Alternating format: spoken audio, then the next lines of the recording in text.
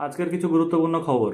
হঠাৎ অতিরিক্ত পরিমাণে শীত পড়ে যাওয়ায় দীঘার দিগম্বর বিশ্বাস দীঘায় স্নান করতে নামেন, কিন্তু আর উঠতে পারেন না সমুদ্র থেকে। পরবর্তীকালে কারণ হিসেবে জানা যায়, এতটাই শীত পড়েছিল যে সমুদ্রের জল বরফ হয়ে গেছিল, তাই তিনি জমে গেছিলেন। পরের খবর, বাঁকুড়ার বাঁকাচাঁদ মহাশয় রাত্রিবেলা খাওয়া দাওয়া শেষ করার পর গ্লাসে জল খাচ্ছিলেন, কিন্তু হঠাৎ করে তার গলায় কিছু একটা আটকে যায়। শ্বাসকষ্ট শুরু হয়ে যায় হঠাৎ করে। বাড়ির লোক ছুটে আসে এবং হসপিটালে নিয়ে যায় দ্রুত। ডাক্তার পরে জানিয়েছিলেন যে তিনি যে গ্লাসে জল খাচ্ছিলেন সেই গ্লাসের জলটা এতটাই শীত পড়েছিল যে বরফ হয়ে গেছিল এবং গলায় আটকে গেছিল। পরের খবর, 40 বছরের এক বৃদ্ধ রাত্রে ঘুমানোর সময় অদ্ভুতভাবে কাঁপতে থাকে।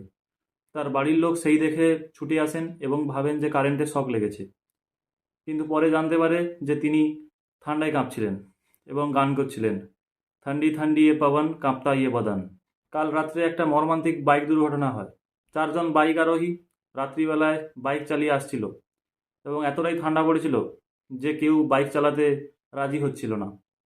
তাই সবাই পেছনে সরতে সরতে এমন পেছনে চলে যায় যে তারা পেছনে পড়ে যায়, বাইক সামনে চলে যায়, ফলে একটা বিরাট দুর্ঘটনা ঘটে যায়। প্রত্যক্ষদর্শীরা জানিয়েছেন যে তারা কিছুই দেখেননি। আজকের খবর এতটাই। ফিরে আসছি শীতকালের পর।